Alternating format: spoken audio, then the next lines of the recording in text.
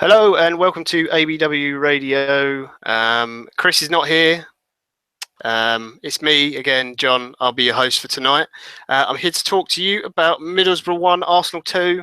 Don't adjust your sets. We really did win a game. I know it's a little bit of a shock, but it finally happened. Tonight I'm joined by Ellis. Ellis, how you doing, mate?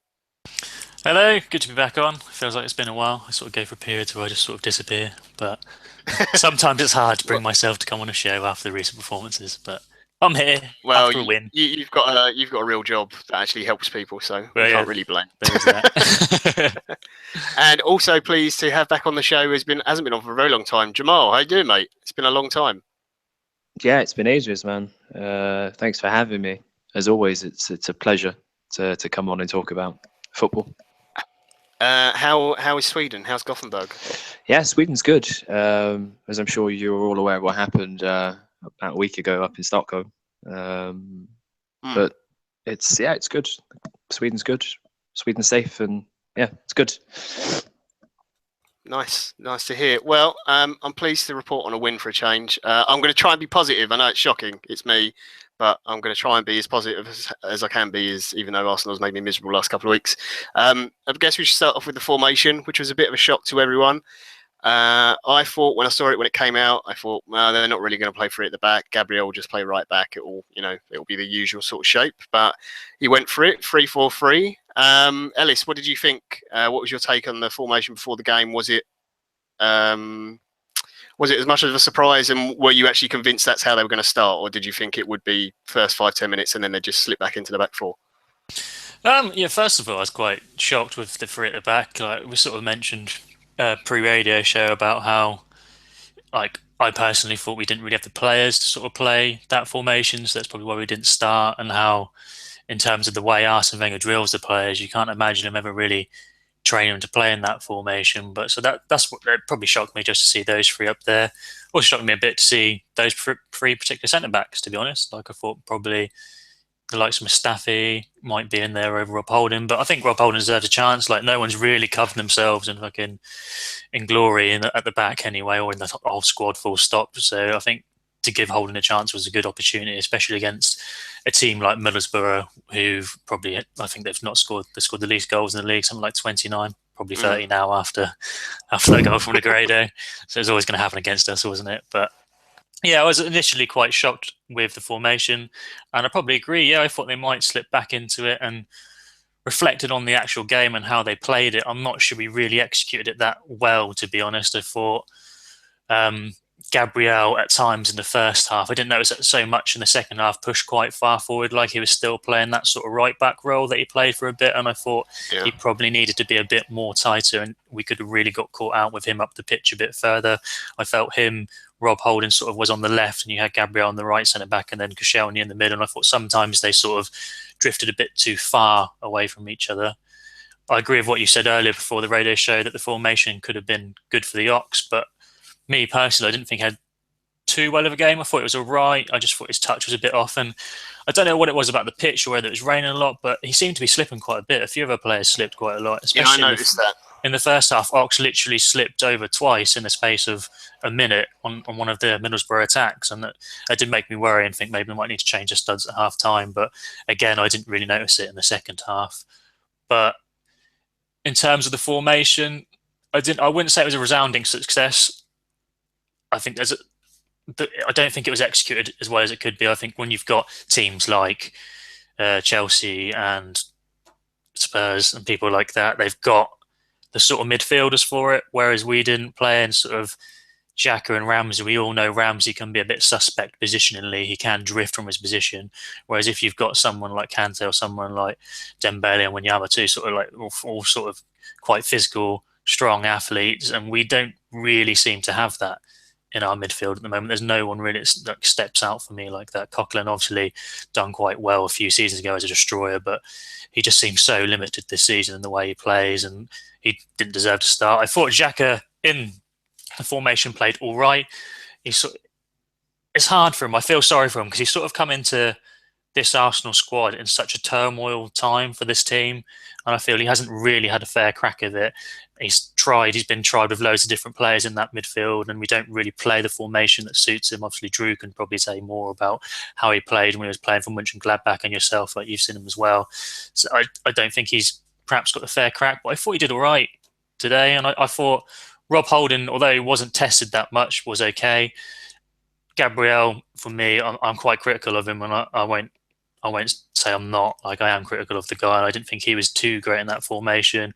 Koscielny obviously had a bit of a mare from the goal, but we'll talk about that a bit later. But all in all, I don't think we'll see that formation again. Not against a decent opponent anyway. Fair enough. Jamal, the sort of the talk before the game was Mustafi was injured. Koscielny was back, who, whenever he's been out the side, we've looked even sort of more shaky at the back than we have even when he is in there. I know we've still conceded goals whilst he's played, but we certainly look better when he's in the team. So Arsene kind of reasoned that we needed three at the back to be a bit more solid. The one surprise for me was Hector Bellerin perhaps missing out when you're playing in a system where you have two wing backs essentially. I thought Ox did actually quite well on that side, playing a position he's not really played before, but it just seemed tailor-made for Hector, who started his career out as a winger. I know he got a lot of stick in the Palace game, but I think that was, the fans weren't necessarily aiming at him, it was just in the team in general. I think that's been hyped up a little bit. And also going into what Ellis said about the centre mid pairing, were you a little bit surprised that maybe El Neni wasn't played in there next to Xhaka, because they'd done okay together previously, and just having a slightly more naturally defensive partner in there who's just going to complement Xhaka's passing range? So I think to touch on just the first, because I agree with a lot of the things you said there. I think I was shocked to see Bellerin omitted from the squad, but I think I can also understand, given the players who have been given week in week out their chances to perform this season, and Bellerin hasn't been the same player since his injury. So I can understand why Chamberlain, he's kind of made his feelings quite well known, and he's itching for a move away. I think those things need to be taken into some form of context. And when you're playing a formation like this, a 3-5-2, it is very defensive, which is very unusual for Arsenal. We're not a defensive team, so I can understand why he went with Chamberlain as opposed to Bellerin, because he does offer that power added on with pace, because Bellerin isn't a powerful player. And on top of that, with Ramsey in the midfield, I think we were looking for some form of creativity, because El Neni isn't a creative player. So yeah. But then again, I think Ramsey kind of proved today that neither is he. The midfield was a little bit suspect at times, but we'll get into the game. I actually thought we started quite well. First couple of minutes, you saw some really quick early balls into the box from Oxlade-Chamberlain, something we always ask for when we have Giroud up front. And then after that, it kind of died down a little bit. Middlesbrough, I thought, were pressing us a lot higher than I expected. I expected them to sit off a lot more. And the first, I guess, real incident in the game was probably the penalty shout on 70 minutes, Ayala on Giroud. Ellis, I'm guessing you agree with most people that was a stonewaller, how that wasn't given as a penalty. Yeah, completely agree. Like, that sort of penalty shout was given a lot more at the start of the season. It seemed like the refs and the FA are really trying to crack down on sort of hands and shirt pulling inside the box, but it seems to have just faded away towards the end of the season. It doesn't seem like a priority for them at the moment. And I was completely shocked when I initially saw it. I thought penalty, and then when you saw the replay, you could just see how many, he was all over Giroud, like proper all over him. That's a definite penalty, and you can see Giroud arms up. He's not really touching Ayala, and Ayala's all over him, and he falls down. And I was surprised not to see it given as a penalty, because it did seem like such an obvious decision for the referee to call, but he obviously just thought to himself that it wasn't. But then you see later on in the game, you see players. I might be looking at this through sort of Arsenal tinted glasses, but I know, like we say it all the time, this Arsenal team's not full of nasty bastards. There's no nasty bastards in our team. Like, the only sort of one who even comes close is Xhaka, and then he seems more clumsy than nasty, to be honest, and he gets caught out for it a lot, really, and he's got that sort of reputation. I feel sometimes it's a bit harshly treated because they know it's Xhaka and they know he's got it in his locker, so he'll get a yellow when other players might get away with it. You could the old saying, "Oh, it's not in his game" and shit like that. No, he's not that type of player. When anyone can be that type of player. If you fucking misplace a tackle, then you can break someone's leg. But that's besides the point. But it seems like when we put our hands on a Middlesbrough player, they were going down straight away. But the Arsenal lads seem to try and stay up most of the time and just don't get anything for it. Like, I think there was a situation with Monreal on one of, it might have been the guy that came on with the stupid hair. I can't remember his name, Traore. Oh, Traore, yeah. And I think at one point it might have been him and Monreal. Monreal had his hands on someone, the guy just went down and the referee blew straight away, and you thought, well, in terms of contact, compared to what happened to Giroud in the box, there was nothing there. But it just seems like the typical thing is, if it's outside the box, they're going to give a free kick. But if it's inside the box, it presents them more of a difficult decision on their hands, and they just seem to bottle it sometimes, referees. Yeah, geezer with dodgy hair going down sounds like Chris Carpenter. Has to get that one in there. Yeah, it should be said it was it Anthony Taylor, wasn't it, tonight, who was the referee who got terrified by a pensioner. Yeah, got that terrifying push. Yeah, the first half was, I thought it was strange because we were keeping the ball okay and lots of possession, which we've seen a lot this season, but not really creating too many chances. The first one I could think of in the first half was that knockdown and the sort of half volley for Ramsey that he hit into the ground too much. They did get the ball in the back of the net, Borough. Luckily, it was offside. Was that a bit of a worry for you, Jamal? Because we gave away a lot of free kicks, especially in the first half. I can think of 5 or 6 occasions. And as soon as we gave away the free kick, we were dropping very deep, almost to the edge of our own box, even if it was basically in Borough's half. And they were able to switch the angle and put the ball in. And they were getting in with just balls to the back post quite a lot, which is strange when you consider we had 3 centre-backs starting tonight. I think it's easy. I think it's easy to be worried. I mean, we're shit at the moment, so no one. I think if you're not worried, then you have to ask yourself, are you watching the same match that other people are watching? And I think the first half sort of summed up.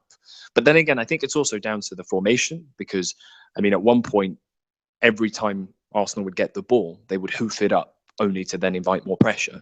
So it's only understandable that we were giving away fouls left, centre, and right. But at the same time as well, I think I don't understand why we chose to go with that formation, because maybe we could say we did that because we wanted to sort of win the game at all costs. But if you look at certain moments in the game, I think it could have been avoided, especially in the first half when we conceded not too shortly after going up at the other end. So it's frustrating, and everything that I was watching today, it was understandable why it was happening. Yeah, I get people, because some people in the chat are frustrated, and I was frustrated watching the game because it wasn't the greatest. But I think what Carlito Guna's putting in, we won the game and it's baby steps, and I think it is trying to build the confidence back into the team.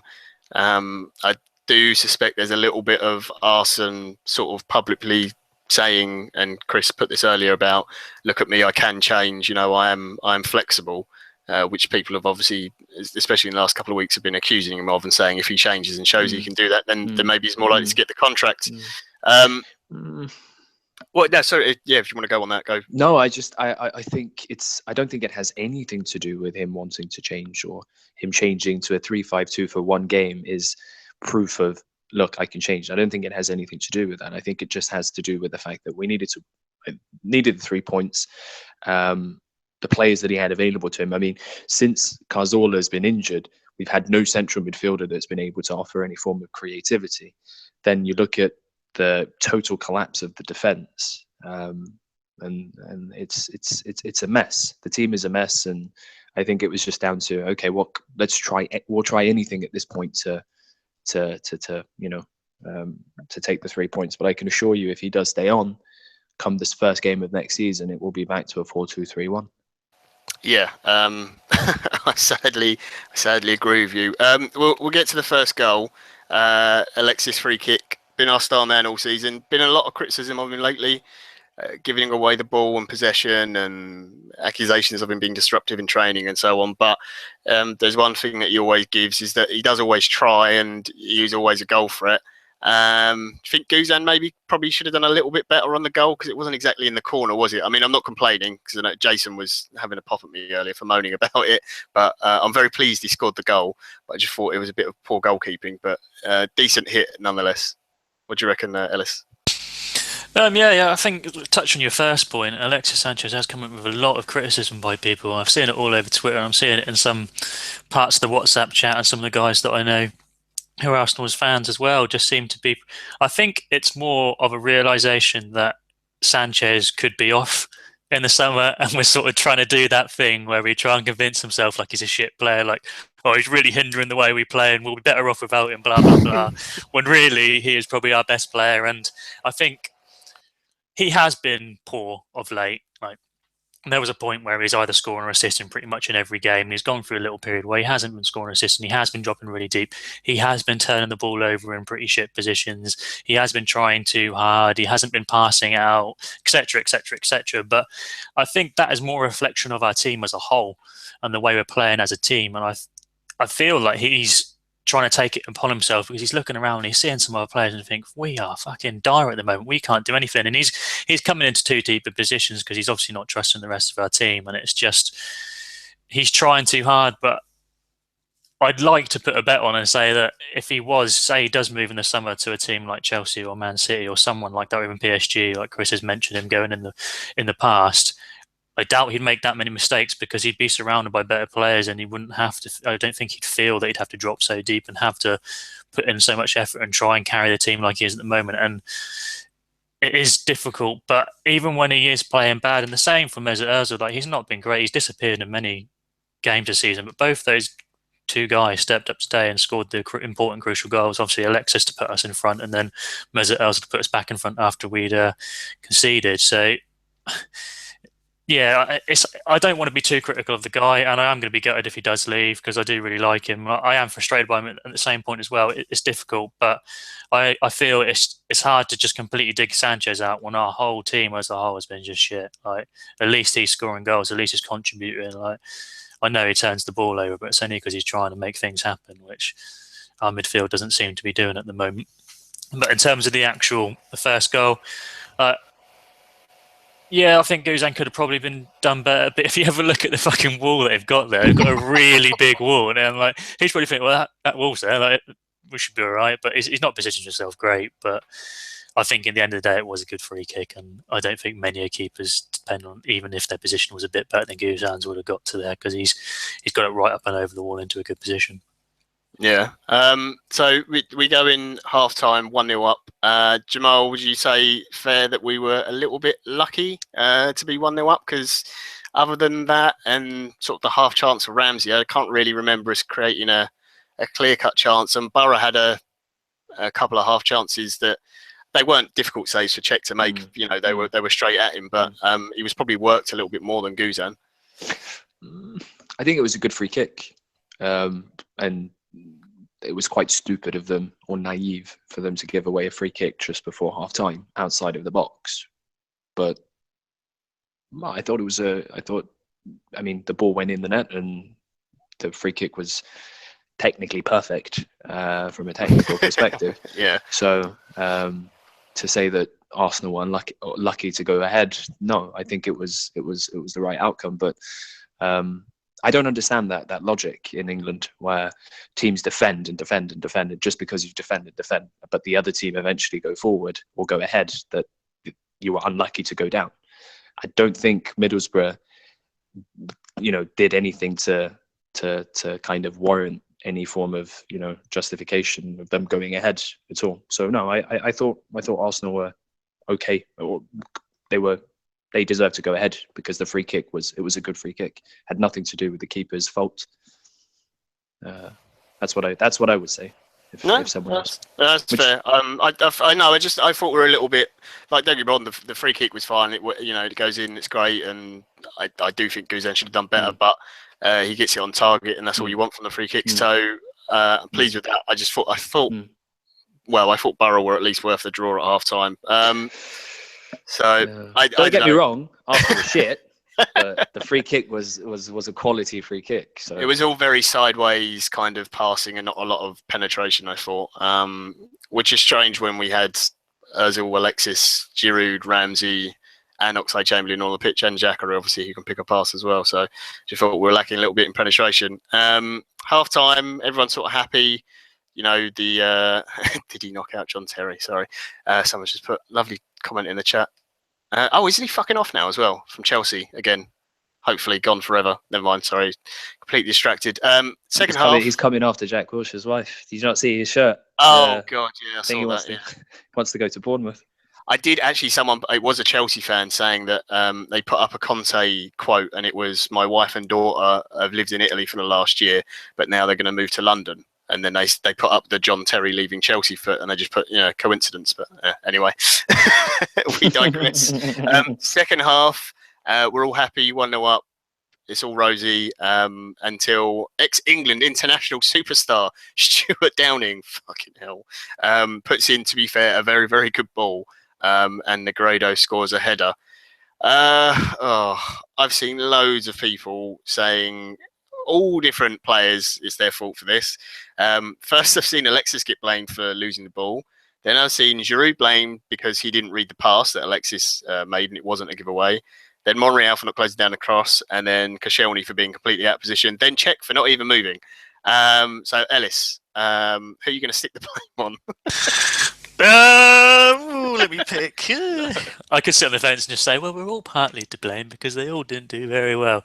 But for me, I just thought, you can blame Alexis for losing the position there, but there's a lot of players in between the goal and the player and the ball from there. And fuck me, Stuart Downing of all fucking people. Wasn't there a point when he was at Liverpool and he literally didn't get a single assist or a goal for fucking forever? I think it was 2 years or something stupid like that. It was weird because before that, when he was he at Borough before he went to Liverpool as well? Yeah, I think they bought him and Andy Carroll simply for the fact that he could just swing balls on. Oh, Aston Villa as well, wasn't it? Was it Villa? Maybe he might have been at Villa as well, but he had some ridiculous assist record the season before he went to Liverpool, and then he was awful. Yeah, he was the best winger in the league or something weird. But yeah, sorry, go on, carry on. But yeah, that just makes it even worse. It's that's fucking Stuart Downing of all people. But for me, the blame, if you're gonna say there's a proportion of blame for everyone in that sort of movement there, but for me, the highest proportion of blame would probably go for Koscielny, just because he just literally did not seem to know where Negredo was, and he just sort of swung at the ball and seemed shot and was like, oh fucking hell, there's Negredo. I didn't realise he was there. I suppose when you've got three in the back, all your defenders should be talking to each other. So maybe he should have got a shout from Gabriel, or someone should have got a bit tighter to him. Maybe it's not just solely his fault, but it did look a bit bad on the replay when he sort of just swung for the ball, missed it, and then there's sort of Negredo just knocking it away. And it's like I said earlier, they've only got 29 goals in the season so far. Players have probably outscored Middlesbrough this season, let alone the whole team. And it's just of course they're going to score against Arsenal. I think someone tweeted a stat saying we haven't kept a clean sheet since against Sutton in February. Wow, something ridiculous like that. Yeah, so that sounds right. Actually, it was going to happen, wasn't it? We're all completely out of sorts from defence, but it's something that I know you said you don't want to be too negative, and I'm trying not to be negative because we actually won the game, and we need to we need to be positive. And I can't remember who said it in the chat, but it's baby steps. We need to start building. This team needs to build up some confidence if we're going to end this season with any sort of form at all, just even if it just means we still come and finish outside the top four, just end on a bit of form to at least then build upon that in the coming season. But it's season after season after season we're so bad at defending, not only crosses like that, but set pieces. There were so many chances in the second half. There's one really clear cut one, and you just thought, that's so Arsenal. It's just constantly, all the time, and it's got to be down to coaching because the players have changed in 10 years, and we're still shit at it now. But at least there was a time when we were quite good at attacking, but now it's sort of dropped off. We're not even that good at attacking. But it's just horrible. Like we always moan about zonal defence and zonal marking and how it's not great and how you need to be drilled really well and you need to concentrate. And it just seems like completely the wrong tactic for a team that are so defensively poor as Arsenal. Like we don't concentrate. Our players do individually switch off. We do concede goals from individual errors, and it's so frustrating to watch. In the second half, there was a time when the ball came in, and if you're Middlesbrough or if you're the Middlesbrough's coach, you're like, every time we get a free kick, put it in the box. Don't shoot, just put it in the box. Because you know what Arsenal are like. Like, even if they do beat one of our players to the ball, they're probably going to scuff it. Gabriel sort of kneed it into like perfect position earlier late on in the second half, where like if Negredo or one of the other players in the Middlesbrough forward was a bit on it, he would have got an assist from Gabriel just from the ball that he'd put into that area. It's horrible to watch, and it just needs to be sorted out. But as long as someone's managing the club, it's never going to change unless he starts to let other people take a charge and get like other coaches in defensively. Yeah, it's a constant frustration whenever we're on here. It's always one of those things we talk about. Jamal, going back to that goal, I know Alexis gives the ball away and Nacho sort of caught up the pitch. He gets back, but then he still gives Downing a lot of room to make the cross. I think Ellis is right. Koscielny does lose his man. It's something we've suffered this season and previous seasons. But do you think maybe there's also a hint of the formation as well, the players not knowing exactly their positioning and who they're calling out? Because I think Gabriel was picking up, who's playing the other side, Gaston Ramirez at that point. I'm not sure. Holding seemed sort of in two minds as to was he supposed to come out because Nacho's caught up the pitch and fill in what would be the left-back slot in a system he's used to do. So it looked like a little bit of confusion there maybe from that. I think it was just because I think it's so easy with hindsight to look at individuals before the goal happened. But I think the issue was that Koscielny misjudged and made the wrong call for trying to come and attack the ball instead of him just staying on his man. Maybe the communication was off and he wasn't aware. But if you're playing in the middle, with three centre backs, you should. I don't think it's right for you to come and attack the balls. It should be the people in front, like on either side. Because did he not try and karate kick the ball? Yeah, he did try. Yeah. He swung a leg at it. I think it was. I think that goal was just a moment of poor decision making from Koscielny. I think that was why we conceded. I don't think because you can't expect your wide midfielders, because Monreal was playing in the wide midfield role. You could say that fullback, but you can't expect him to stop every cross or Sanchez to not lose the ball. So had Koscielny made the right call, then I don't think we would have conceded, because he got. I mean, when he came in and missed that ball, Negredo was free on one-on-one with Czech. So. It was disappointing. After that, we saw the usual terror that ensues, or has been at least for the last kind of 10 games. Whenever we concede a goal, we just go into complete panic mode for at least 5-10 minutes. They got in behind us a couple of times, some good balls in, and luckily for us, Borough just can't finish at all. I think there was one. Who was the left back who came on for the Man United reject? Fabio. Yeah, Fabio. He went off George Friend. That was it. Yeah, he got in around the back stick and put one across the box, and Ayala got on it, but luckily he put it straight at Czech. And that happened a few times in the game. The only other thing I wanted to really mention about the game itself, obviously other than our winning goal, was when Adama Traore came on. He in the game previously in the season, he caused us a bit of problems. Obviously, really, really quick. His end product is a little bit questionable. I don't know a ton about him. He's got worse hair than Chris, which is an achievement, but some people have got to try. At the time, I was talking to the guys in the WhatsApp, and I was saying maybe when he came on, is it not time to perhaps go to a back four, because the back three, okay, we're level in the game, and I thought we were doing okay, except for the goal we conceded, obviously, but defensively it hadn't really been working. You've got a very quick player on. Monreal is basically playing two positions because Alexis is inside so much. So maybe switch to a back four, because the left-sided centre-back playing at that point was Rob Holding, who's not the quickest. And if you go to a back four, he'll switch to the right side and Koscielny will come left where he's more comfortable, who is the quicker player. So Did you think there was a chance within the game before we actually scored the winning goal to change up the system at all, Ellis?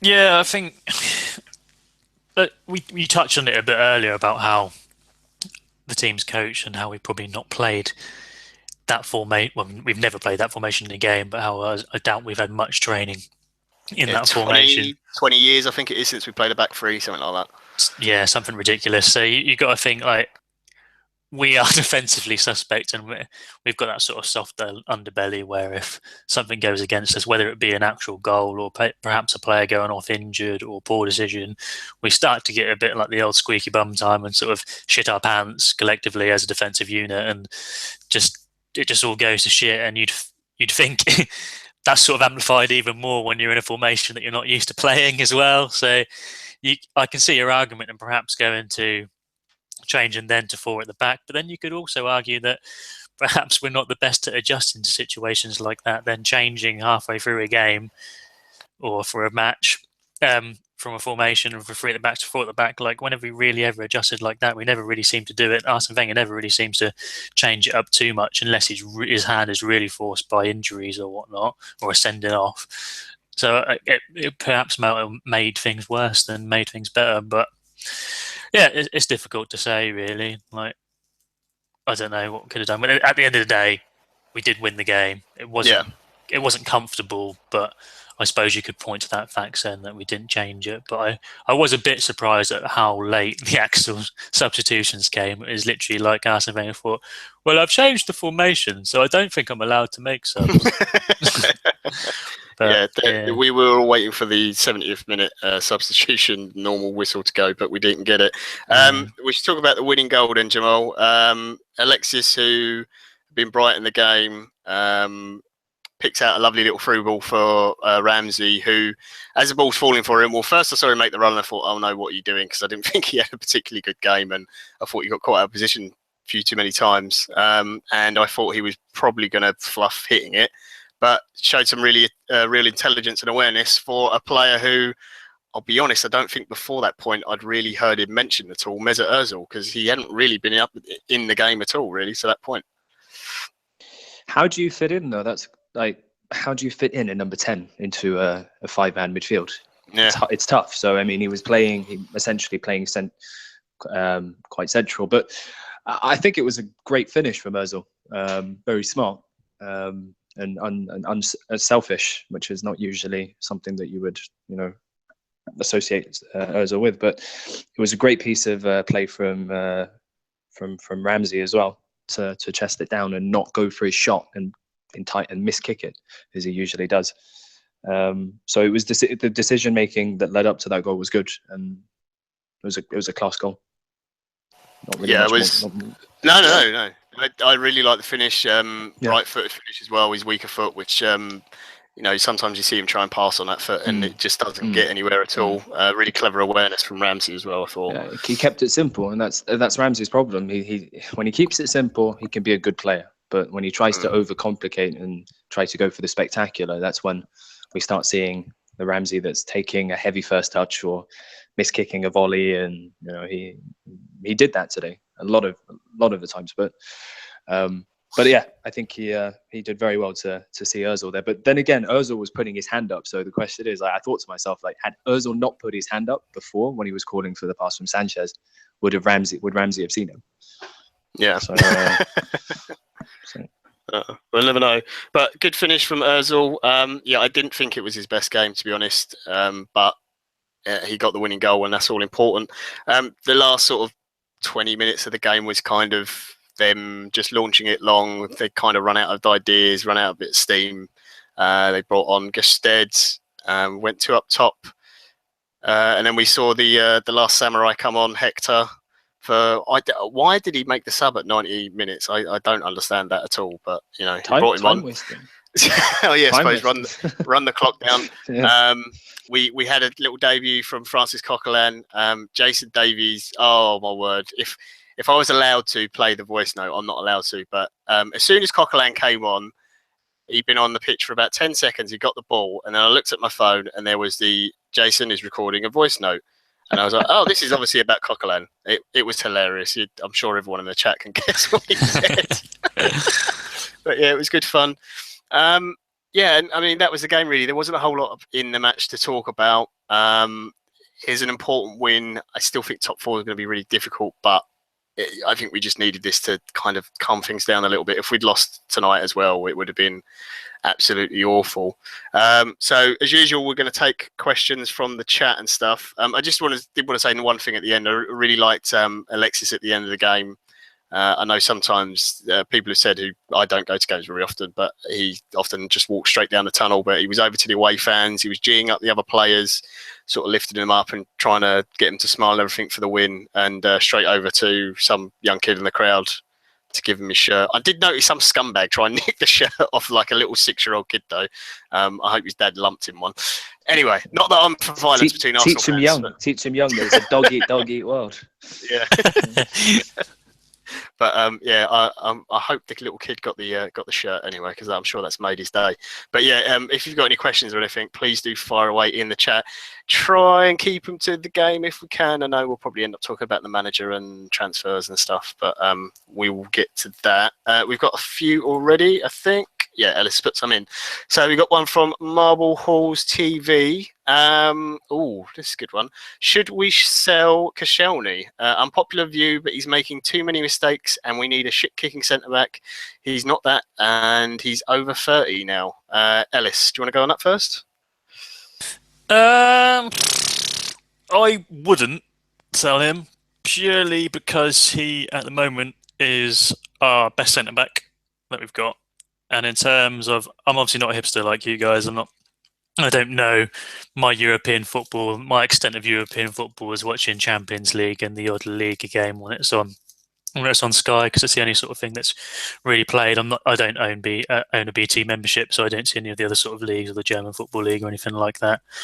So I'm not too au fait with who's out there, but it doesn't seem like there's a massive amount of sort of world-class centre-backs out there that I could pick from. Obviously, John, you could probably tell me different, and there's probably a few people could probably tell me in the chat who we could go for. But in terms of trusting Arsenal to sell our current best centre-back and then replace him on top of all the other sort of positions we need to fill and potentially the world-class players that may leave this summer, I think it's probably not the best time to sell Koscielny. I know Arsenal like to buy people within sort of who have a good sort of sell-on value, but we didn't really pay that much for Koscielny, so we're not really losing that much if we were to hold on to him till the end of his contract and he was to maybe finish a career here or just go off for like a cheap fee somewhere else other than the Premier League. Like, I'd be inclined to keep him on just because in terms of defenders that are up there in like that we haven't got many. Mustafi looked good when he came in, but he's looked distinctly average after his injury, which could be partly to do with our form and how we've defended as a team, but also it could be to do with the player. So it is difficult. It is difficult, but I definitely could Koscielny on. I don't care if he's 30. He is at the moment our best centre back. That could change in a few years, and my opinion might change then. Fair. Jamal, any different, or is there a different centre back you'd maybe let go over Koscielny? Are we when we say let back? Are we talking about all of the centre backs, such as like Chambers, Gabriel? Yeah, if you want to chuck them in the mix. I'd get rid of Chambers. I'd get rid of Gabriel as well, and Koscielny's aging as well, so we can't.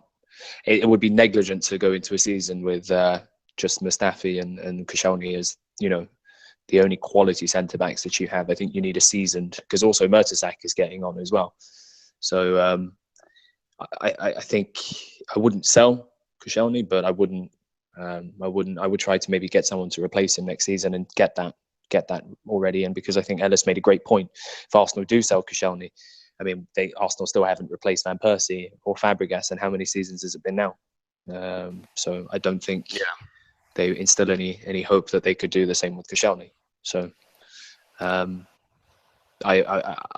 go for another centre back. I was actually telling a mate before that I think what Arsenal need in the summer is a centre back, a goalkeeper, and a striker, and a midfielder. So 4 players.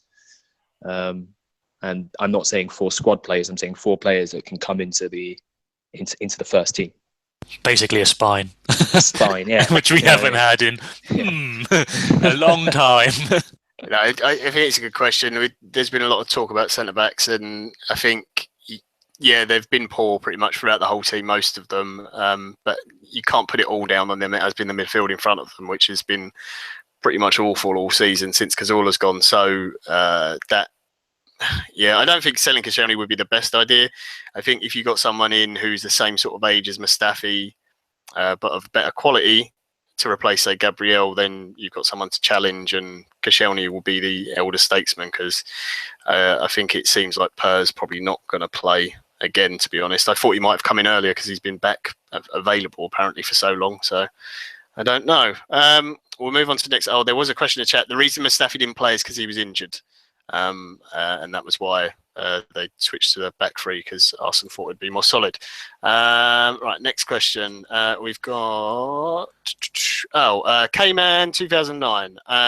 What are your opinions on Sead Kolasinac potentially replacing Monreal? Have either of you seen Kolasinac play? Nope. Jamal, have you seen Kolasinac at all? Oh yeah, I watch him every week. Solid player. No, I'm only joking. No, I've not seen him. All right. Well, I've seen him a little bit. The left back for Schalke.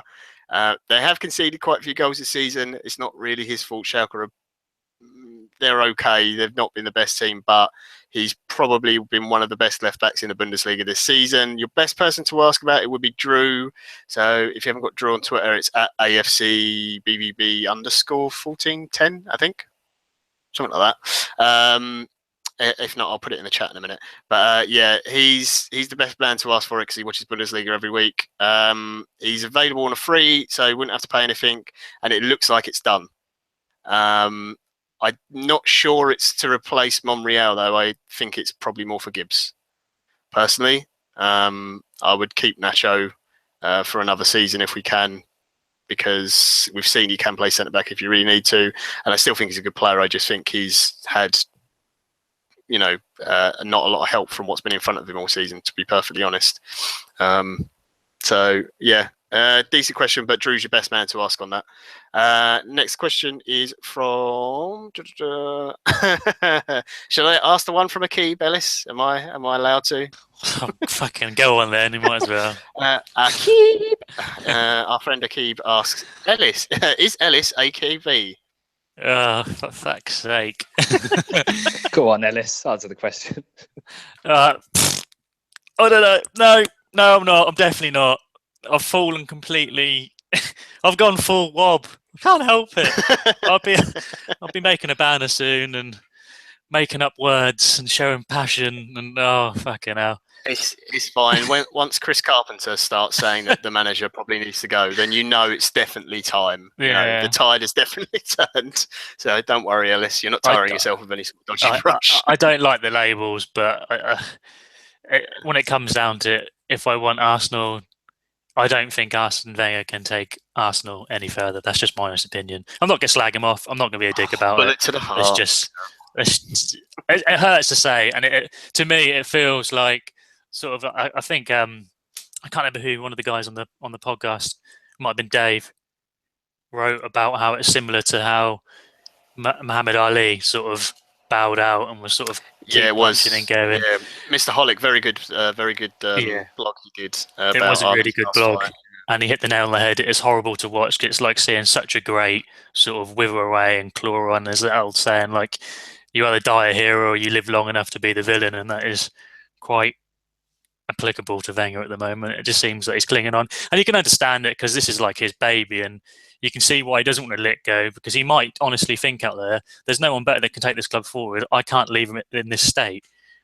But conversely, if you're a fan like me and some of the other people, some of the more louder people, you'll think that he's just only going to make it worse. Fair enough. But good question. Fuck you, Gabe. We've got a really good one here from Norma, who always asks good questions. Hello, Norma. Jamal, now you already answered this sort of, but I'll throw it out there anyway. Do we keep this formation for City, or will we get murdered? Could happen either way, in brackets. It's a good question. Jamal, you think we'll switch back to the back four then for the City game? against a tactical genius like Guardiola, absolutely. I think if we if we were to go into that game with a 3-5-2, then that's like going into the Wolves den blindfolded. No. I hope that Arsenal do not play that formation against a team like it's Middlesbrough. Then yeah, it's a gamble that paid off. But against City, they won't show any mercy.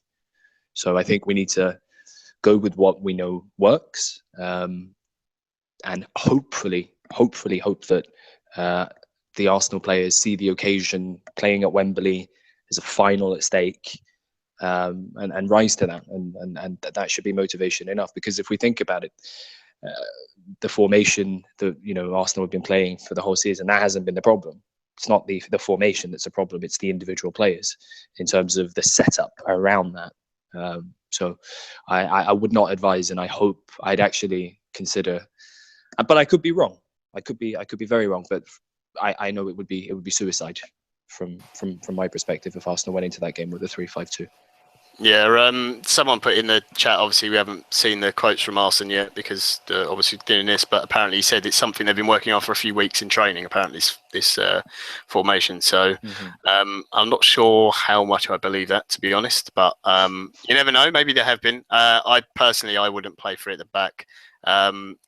Guardiola is a little bit like Wenger in the fact that it's all about scoring goals and defence is kind of ignored. So putting De Bruyne, Sterling and Aguero one-on-one against our three centre-backs, I fancy they'd have a heyday. Having said that, when we played City last, I actually thought, they weren't all that.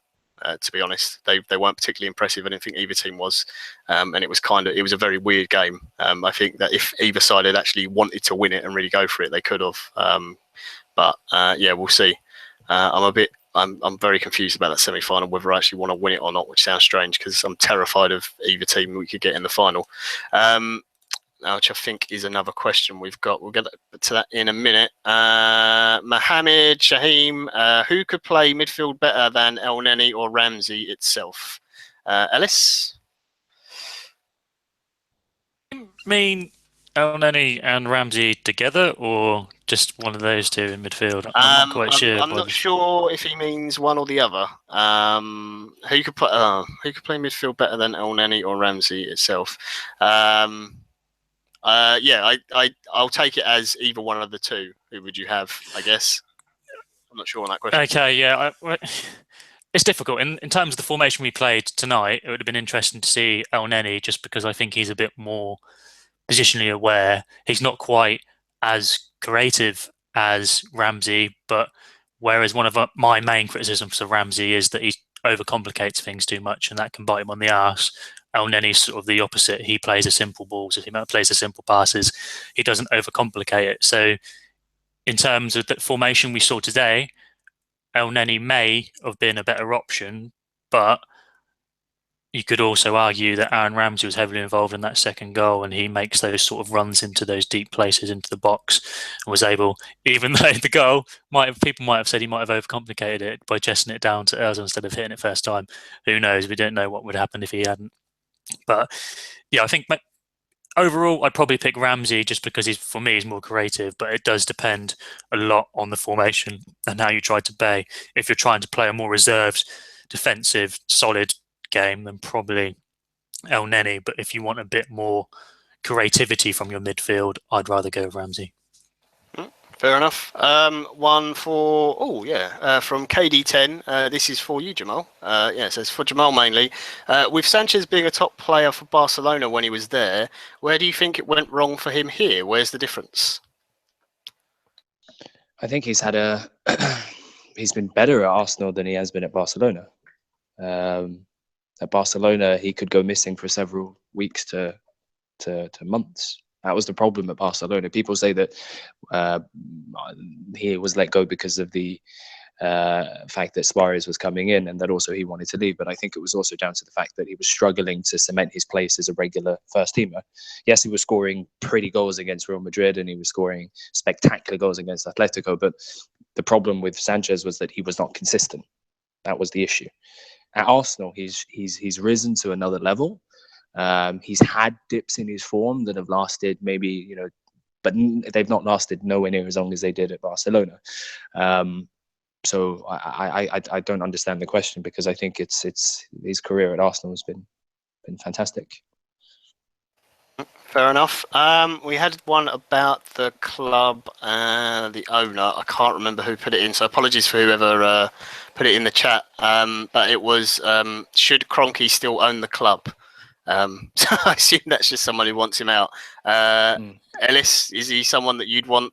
Do you still want Kroenke at the club, or do you want change? Or I guess it's just kind of the whole thing with the board at the moment. Do you throw everything at Arsene, or is it actually the people above him as well who deserve to take some of the problems that are going on? Oh yeah, they definitely deserve to take some of the blame. It's not wholly Arsenal. Like, at the end of the day, Arsenal is the coach. He's there to coach the team, and he's perhaps got too much control at the club than he should have.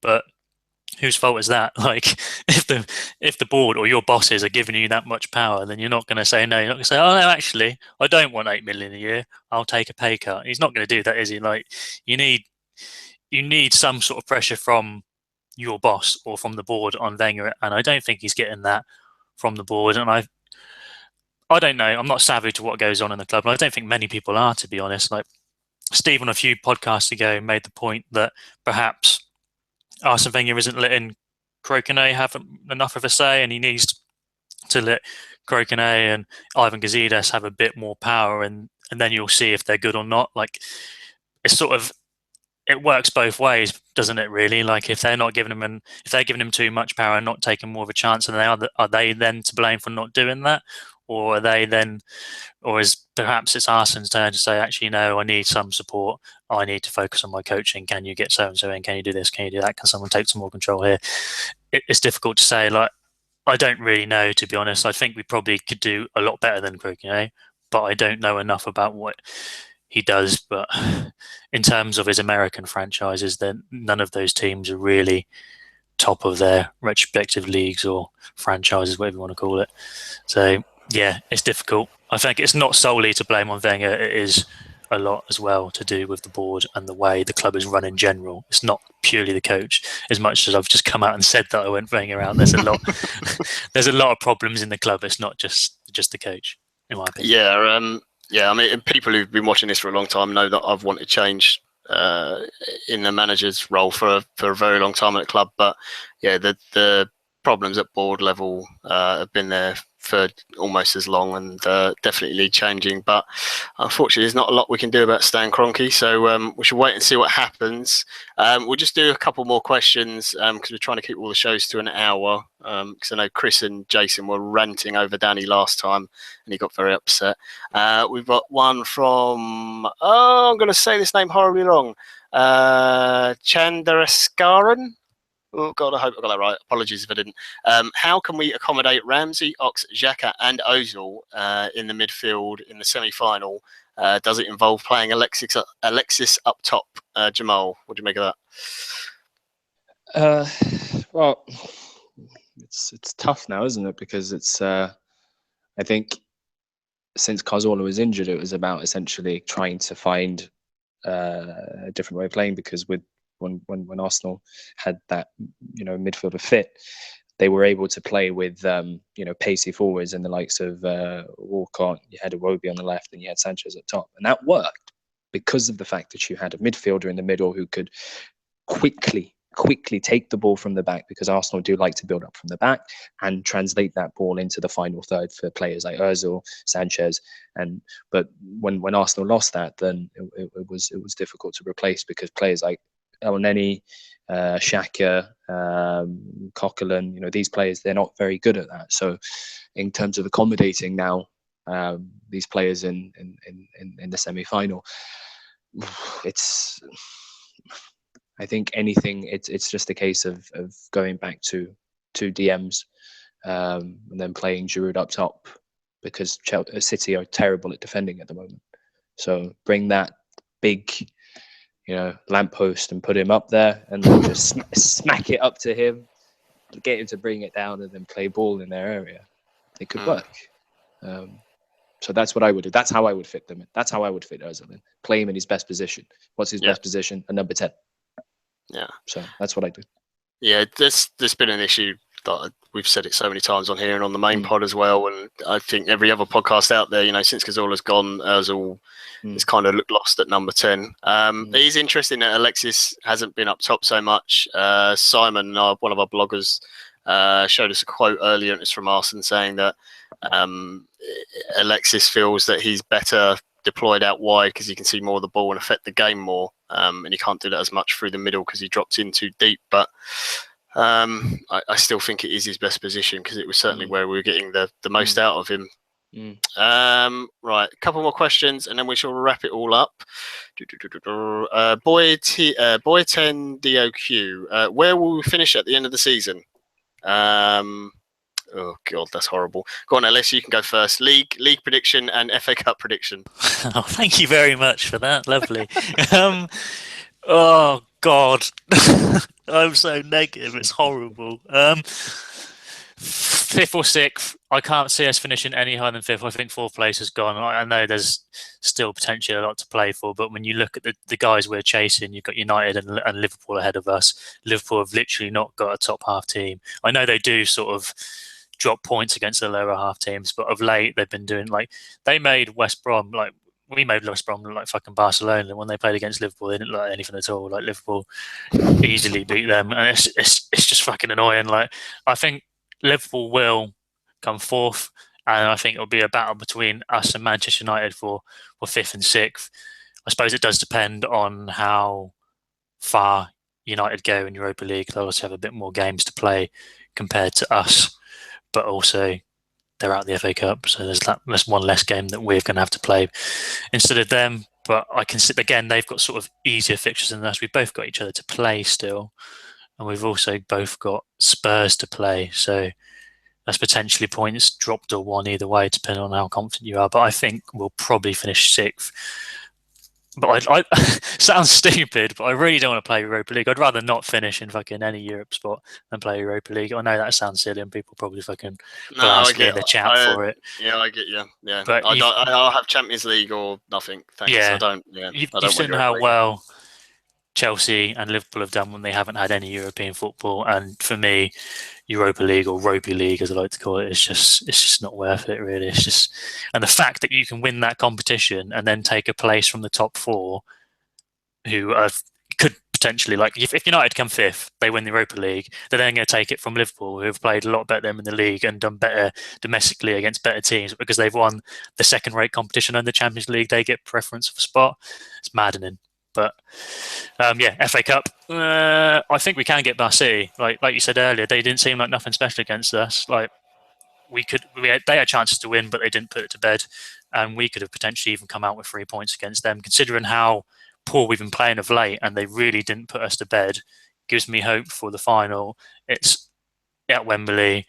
We've had a good record at Wembley of late when we've got there. Obviously, when we've got there for the 2 FA Cup semis, we went on to win it. And then when we played them in, I know it's only the Community Shield, but we also beat at Wembley there. So I'm confident for that. But the horrible thing is, if we then go through, we then potentially got a final against Spurs, which a lot of people will be like, yeah, we can knock Spurs out in the FA Cup. But I can't see it. I'd be nervous as hell. The only time I'd be scared to play Spurs in the final, I don't know. I don't think we'll win the FA Cup, and I think we'll finish 6th because I'm really positive. Fair enough. I tend to agree. I think we'll probably get 5th, maybe. I just think winning maybe gets the confidence back a little bit. I think we can beat City. I'm not sure that I want us to, because I'm terrified of losing to Chelsea. Isn't as bad in the final. I mean, it's still awful, but I couldn't face losing to Tottenham in the final. Oh, that would be horrendous.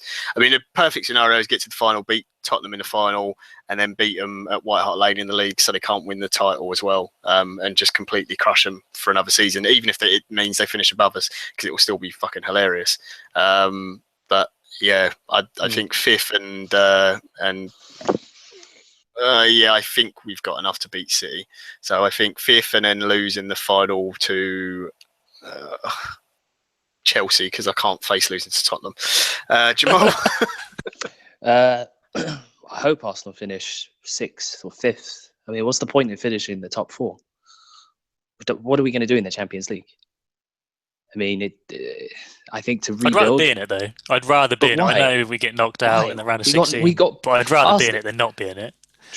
But for what purpose? I mean, isn't it better, as you said, to perhaps focus on, because I think if Arsenal are going to take a look at themselves and say, okay, what is the problem? The problem is problems in and around the club, but it's better, I think, to take a season to focus on one competition and look at the squad and assess the squad from there. Because if Arsenal do go into next season, signing new players, having to bed them in with a heavy schedule, as we know the Premier League doesn't have a winter break, I think for the sake of rebuilding, it's more beneficial for Arsenal to be outside of the Champions League. That's my opinion. So I think Arsenal will finish 5th or 6th outside of the top 4, even though history would prove and say otherwise. But and in terms of the FA Cup, I can't see Arsenal beating City. Fair enough. Right, last 2 questions, and then we are all done for tonight. One from Mark Dunnis.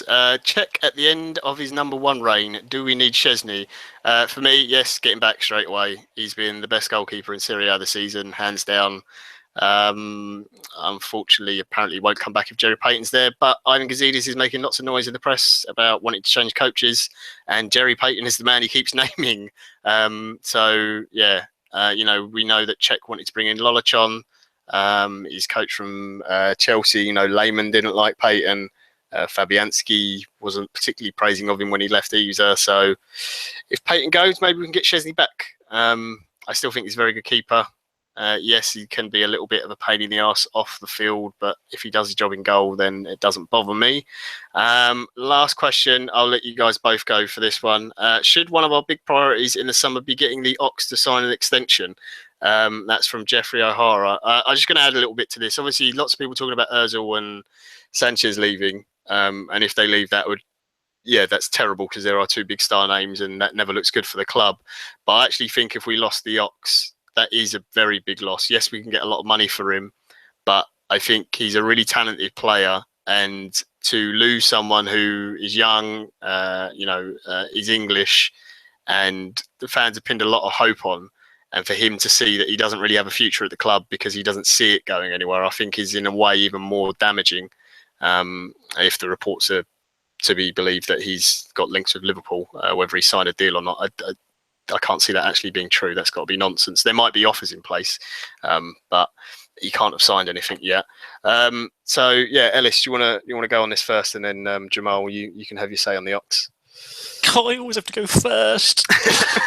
Jamal, if you want Jamal to go first. Yes, I do. Go on, Jamal. I can go first. If Arsenal gave Theo Walcott 10 years, then I said this, and I've said this before, then I don't understand why there's the need to perhaps be more open to letting him go. I think Arsenal should be doing whatever it takes to keeping their young English prospects, because the Oxlade-Chamberlain hasn't really been given the opportunity to sort of cement his position, because sometimes he's played in central midfield, other times he's played in the number 10 role, and sometimes he's put on the wing. So for me, it's difficult to say where I see Oxlade-Chamberlain playing. He says that he would rather play on the wing, but I wouldn't if I was Arsenal. I wouldn't sell to Liverpool, no matter if they offer 50 million plus £1. I wouldn't sell it to them, just because of the fact that you don't want to lose, a bright prospect within the English game, especially to a rival. Or are Liverpool rivals? Well, yeah. Well, I mean, now this season they are. I think they have to be. Yeah. It's one of those awkward things where you could see Oxlade-Chamberlain going to Liverpool, and under Jurgen Klopp, you can see him playing with the likes of Lallana and that, and going, "Oh, he looks quite good. Why haven't we got him in our team?" Yeah. I think there's other players in the squad who you could sell, but the Ox is certainly one I wouldn't. Ellis, what's your take on it? Yeah, the latest sort of figures being bandied around on Twitter is a 35 million bid from Liverpool, and I said earlier, like in the WhatsApp chat, that I'd be tempted by a 35 million pound bid if it was invested. But then you're talking about, we've mentioned it before, that would Arsenal invest it? Would you trust Arsenal to go out and spend that 35 million on a right winger that could cause some damage?